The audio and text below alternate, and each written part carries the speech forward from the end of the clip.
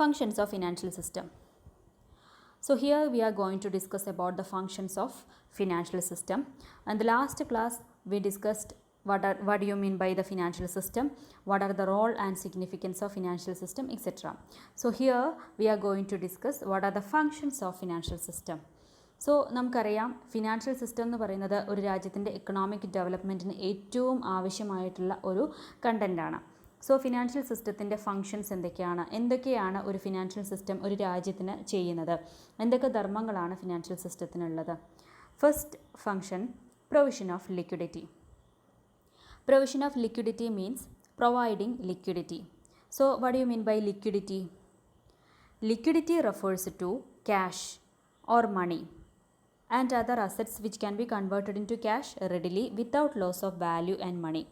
അതായത് ഈസിലി നമുക്ക് ക്യാഷായിട്ട് കൺവേർട്ട് ചെയ്യാൻ പറ്റുന്ന അസറ്റോ അല്ലെങ്കിൽ മോണിറ്ററി ഫോമിലുള്ള അസറ്റോ അതിനെയാണ് ലിക്വിഡ് അസറ്റ്സ് എന്ന് പറയുന്നത്. സോ ഫിനാൻഷ്യൽ സിസ്റ്റത്തിൻ്റെ ഏറ്റവും ഇമ്പോർട്ടൻ്റ് ആയിട്ടുള്ളൊരു ഫംഗ്ഷനാണ് provision of liquidity, that is providing liquid assets to the industrial firms. So നമുക്കറിയാം ഒരു രാജ്യത്തിൻ്റെ എക്കണോമിക് ഡെവലപ്മെൻറ്റിന് എന്ത് വേണം, ആ രാജ്യത്ത് വേണ്ട രീതിയിലുള്ള ഇൻഡസ്ട്രീസ് എല്ലാം വർക്ക് ചെയ്യണം. സോ ഇൻഡസ്ട്രീസ് വർക്ക് ചെയ്യണമെന്നുണ്ടെങ്കിൽ എന്ത് വേണം, അവിടെ അവർക്ക് ആവശ്യമായിട്ടുള്ള ഫണ്ട് അവൈലബിൾ ആകണം. സോ ഈ ഫണ്ട് എങ്ങനെയാണ് അവർക്ക് കിട്ടുന്നത്?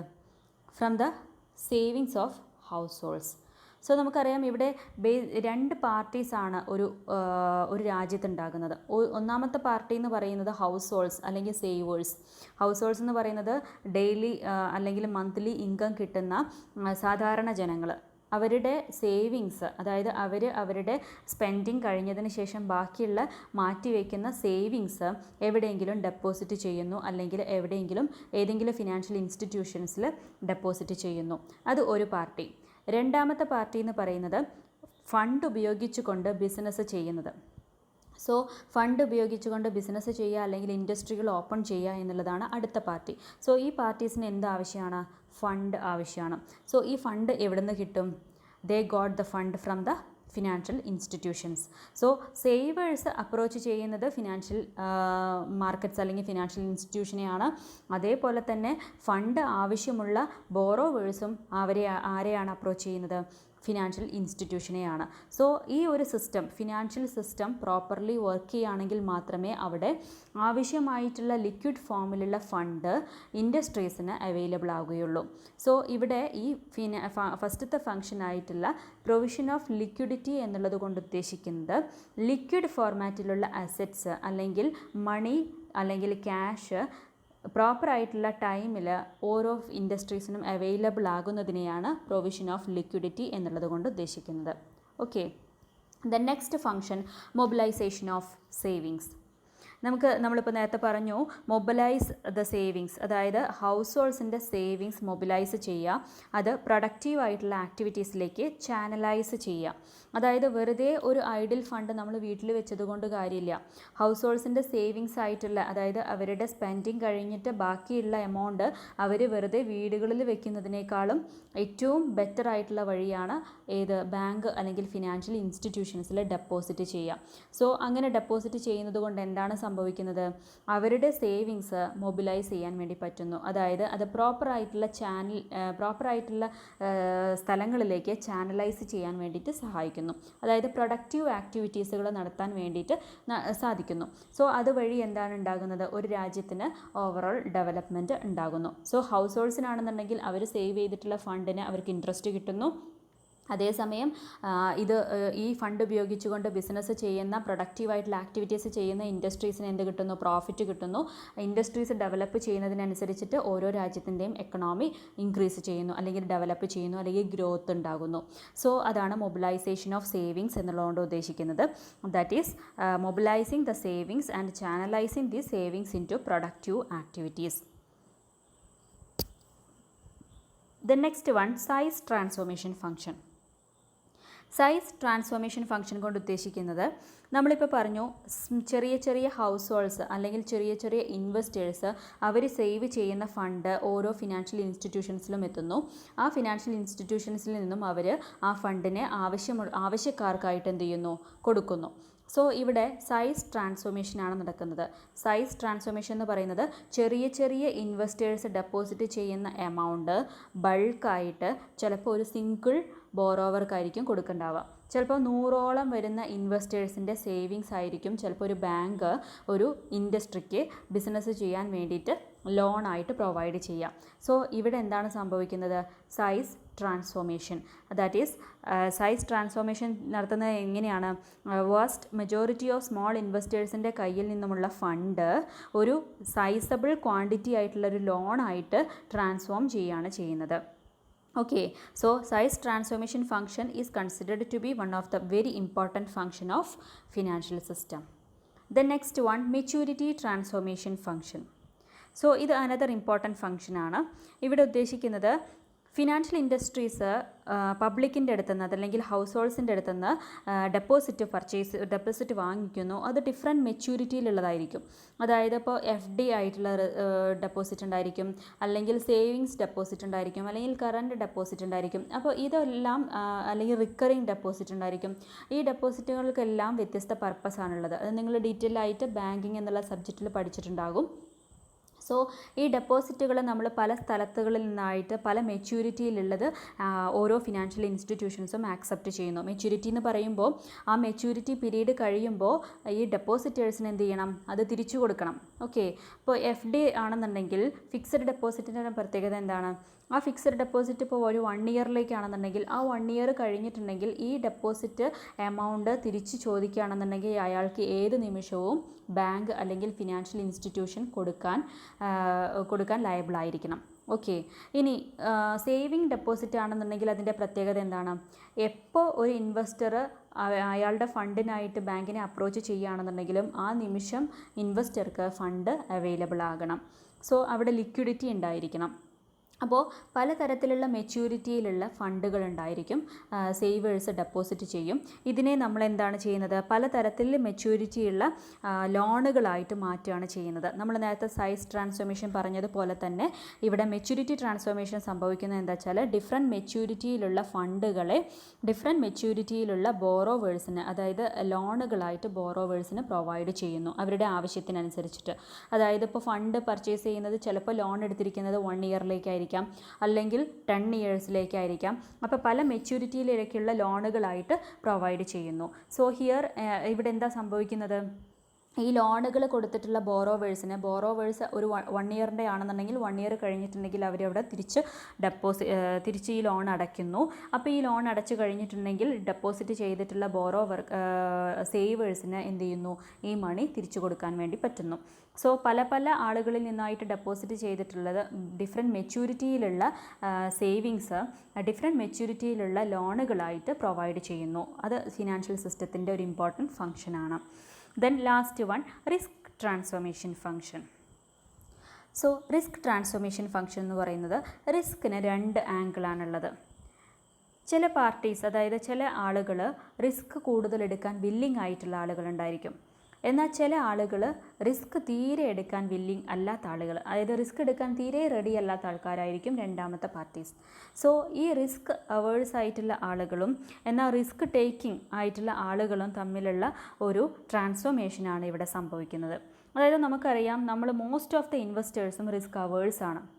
എന്താണ് റിസ്ക് അവേഴ്സ് എന്ന് പറയുമ്പോൾ? അവർക്ക് റിസ്ക് എടുക്കാൻ ഭയങ്കര മടിയാണ്. They hesitate to invest directly in the stock market.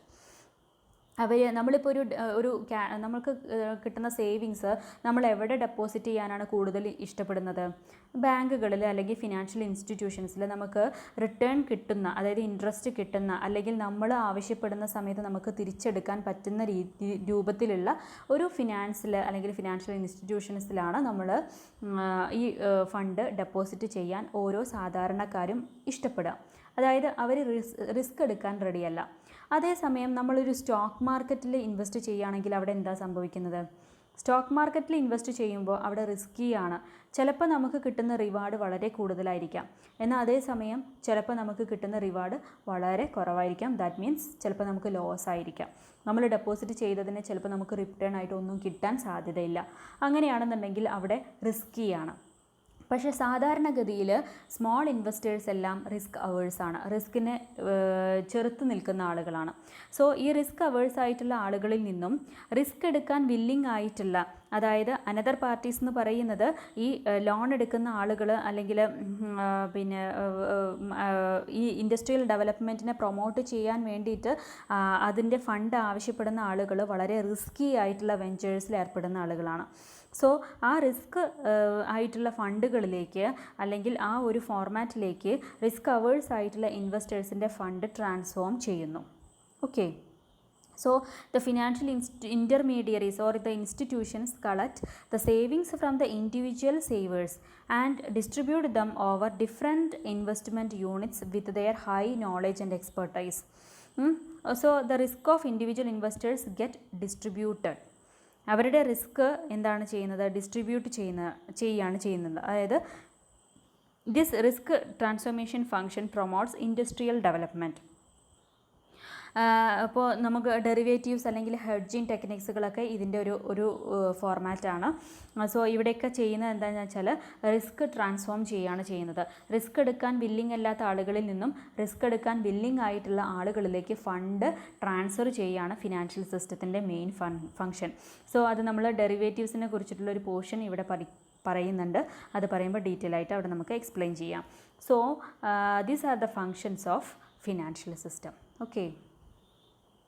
Then next, financial concepts. നമ്മളിവിടെ ഡിസ്കസ് ചെയ്യാൻ പോകുന്ന പ്രധാനപ്പെട്ട ഫിനാൻഷ്യൽ കോൺസെപ്റ്റ്സ് ഏതൊക്കെയാണ്?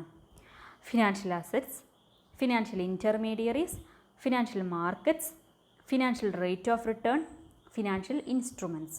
സോ നമ്മൾ ഈ 5 ഫിനാൻഷ്യൽ കോൺസെപ്റ്റ്സുകളും എന്താണ് എന്നുള്ളത് കുറച്ച് ഡീപ്പായിട്ടാണ് നമ്മളിവിടെ പഠിക്കാൻ പോകുന്നത്. ഓക്കെ. അതിൽ first one, financial assets. So what do you mean by financial assets? Financial assets are the basic product of financial system. ഒരു ഫിനാൻഷ്യൽ സിസ്റ്റം വർക്ക് ചെയ്യണമെന്നുണ്ടെങ്കിൽ ഏറ്റവും അത്യന്താപേക്ഷിതമായിട്ടുള്ള ഒരു കാര്യമാണ് ഫിനാൻഷ്യൽ അസറ്റ് എന്ന് പറയുന്നത്.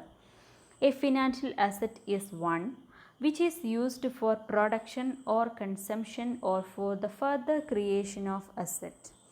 പ്രൊഡക്ഷൻ ആവശ്യമായിട്ടുള്ള ഏറ്റവും ഇമ്പോർട്ടൻ്റ് ആയിട്ടുള്ള ഒരു കോൺസെപ്റ്റാണ് financial asset. They differ from physical asset. എന്താണ് ഫിസിക്കൽ അസറ്റ്സ് എന്ന് പറഞ്ഞിട്ടുണ്ടെങ്കിൽ? ഫിസിക്കൽ അസറ്റ്സ് എന്ന് പറഞ്ഞിട്ടുണ്ടെങ്കിൽ building, gold, silver, land etcetera, അതൊക്കെയാണ് ഫിസിക്കൽ അസറ്റ് എന്ന് പറയുന്നത്. അതായത് they cannot be used for further production. Further പ്രൊഡക്ഷന് വേണ്ടിയിട്ട് നമുക്കതിന് യൂസ് ചെയ്യാൻ പറ്റില്ല. ഫിസിക്കൽ അസറ്റ്സിനെ നമുക്ക് കൺസ്യൂം ചെയ്യാൻ വേണ്ടി മാത്രമേ യൂസ് ചെയ്യാൻ പറ്റുള്ളൂ. That is many physical assets R useful for consumption only. നമുക്കറിയാം, നമുക്ക് ഗോൾഡ് വാങ്ങിയിട്ട് അല്ലെങ്കിൽ ബിൽഡിംഗ് വാങ്ങിയിട്ടുണ്ടെങ്കിൽ ബിൽഡിംഗ് നമ്മൾ എന്തിനാണ് യൂസ് ചെയ്യുന്നത്? കൺസ്യൂം ചെയ്യാനാണ് യൂസ് ചെയ്യുന്നത്. ഓക്കെ. ലാൻഡ് വാങ്ങിയിട്ടുണ്ടെങ്കിൽ അത് നമ്മൾ കൺസ്യൂം ചെയ്യാനാണ് യൂസ് ചെയ്യുന്നത്. അതേസമയം നമ്മൾ വാങ്ങിയിട്ടുള്ള ലാൻഡ് അല്ലെങ്കിൽ ബിൽഡിംഗ് നമ്മൾ റെൻറ്റിന് കൊടുക്കുകയാണെന്ന് വിചാരിക്കാം. സോ അവിടെ എന്താണ് സംഭവിക്കുന്നത്? ആ ഒരു കോൺസെപ്റ്റിൽ പറയുകയാണെന്നുണ്ടെങ്കിൽ അത് ഫിസിക്കൽ അസറ്റ് അല്ല, ഫിനാൻഷ്യൽ അസറ്റാണ്. സോ ഫിനാൻഷ്യൽ അസറ്റ് എന്ന് പറഞ്ഞിട്ടുണ്ടെങ്കിൽ അതിൽ നിന്നും നമുക്ക് എന്ത് കിട്ടണം? ഫർദർ ക്രിയേഷൻ, എന്തെങ്കിലും എമൗണ്ട് നമുക്ക് ഫർദർലി ക്രിയേറ്റ് ചെയ്യാൻ വേണ്ടി സാധിക്കണം. സോ അങ്ങനെയുള്ള അസറ്റിനെയാണ് ഫിനാൻഷ്യൽ അസറ്റ് എന്ന് പറയുന്നത്. Okay. So financial assets R cash and other assets that convert directly into known amounts of cash.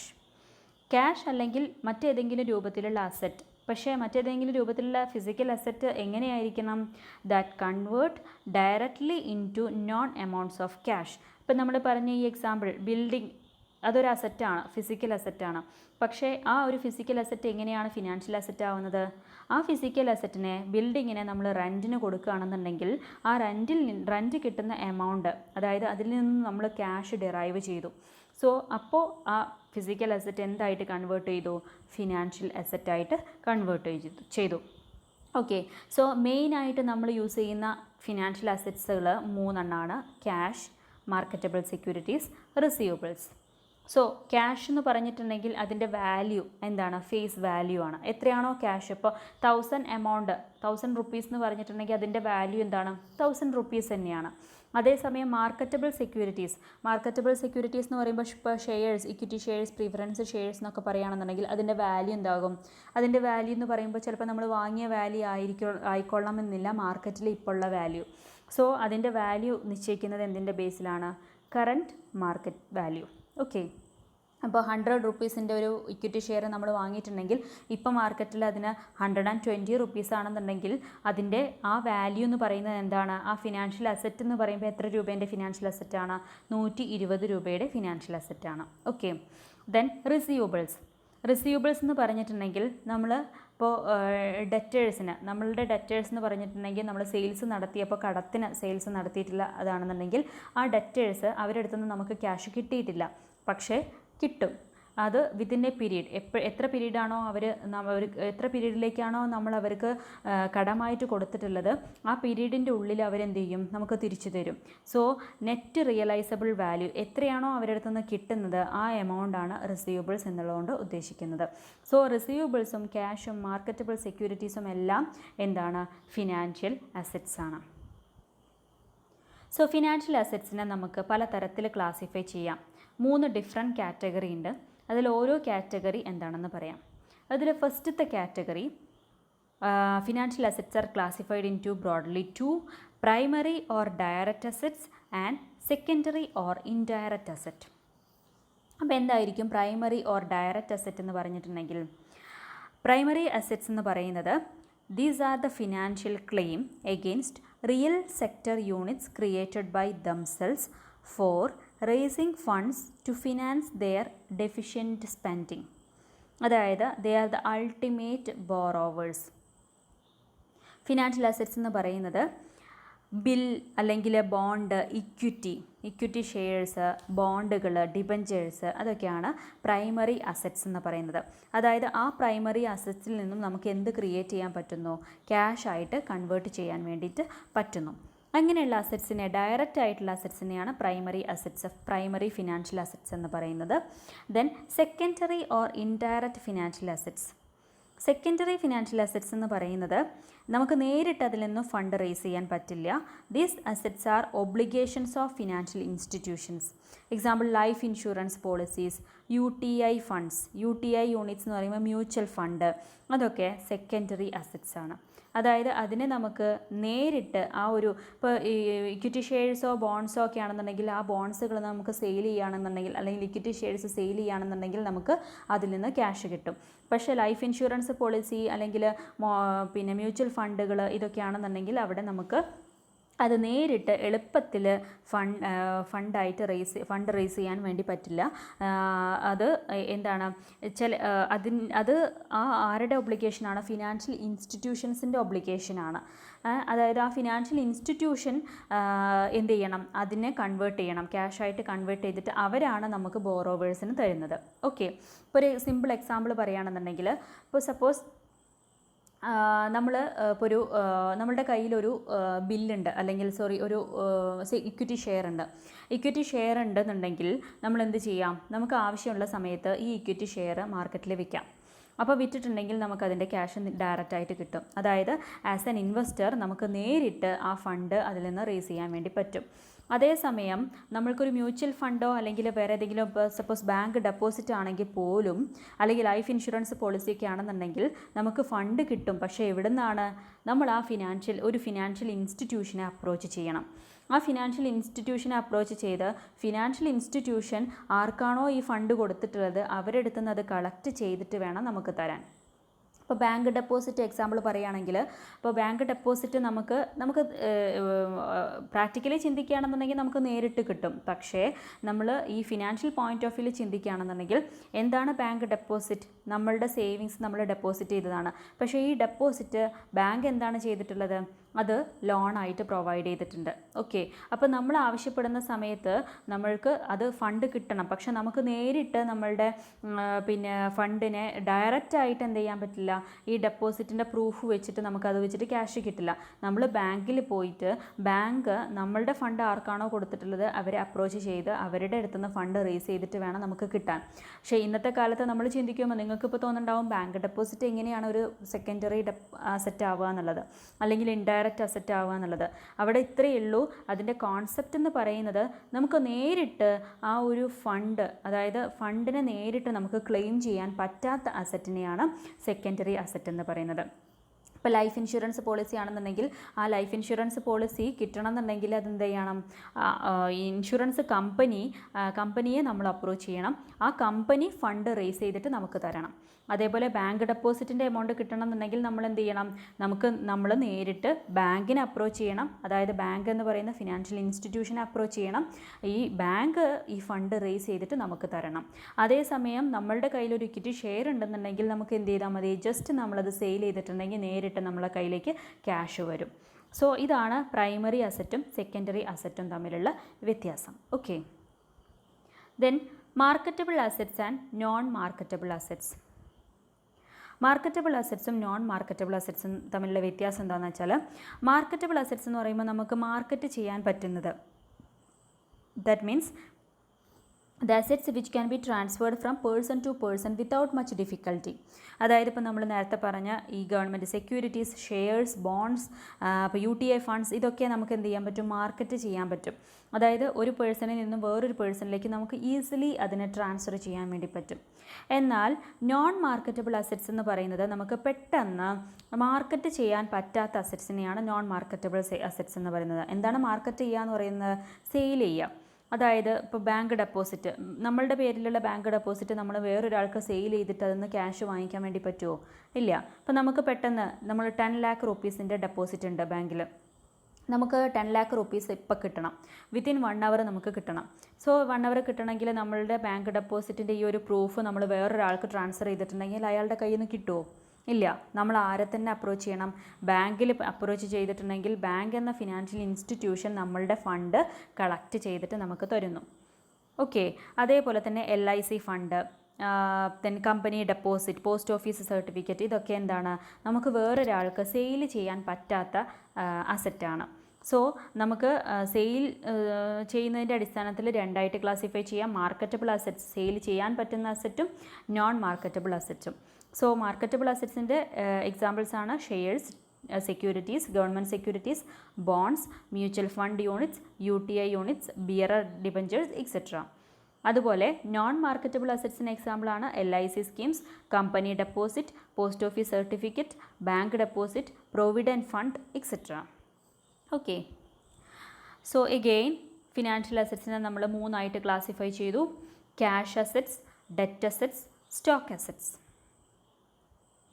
So cash asset എന്ന് പറഞ്ഞിട്ടുണ്ടെങ്കിൽ എന്താണ്, നമുക്ക് നേരിട്ട് ക്യാഷ് ഫോർമാറ്റിൽ കിട്ടുന്ന അസറ്റിനെയാണ് ക്യാഷ് അസറ്റ് എന്ന് പറയുന്നത്. അതായത് money assets, it consist of coins and currency notes and created money. Okay, നമ്മൾ റിസർവ് ബാങ്ക് ഓഫ് ഇന്ത്യ ആണ് കറൻസി ഇഷ്യൂ ചെയ്യുന്നതിനുള്ള അപ്പെക്സ് അതോറിറ്റി. സോ ഈ റിസർവ് ബാങ്ക് ഓഫ് ഇന്ത്യയിൽ നിന്ന് നമുക്ക് ഇഷ്യൂ ചെയ്ത് കിട്ടുന്ന നേരിട്ടുള്ള കറൻസി അല്ലെങ്കിൽ നോട്ട്, അതാണ് ക്യാഷ് അസറ്റ്സ് എന്ന് പറയുന്നത്.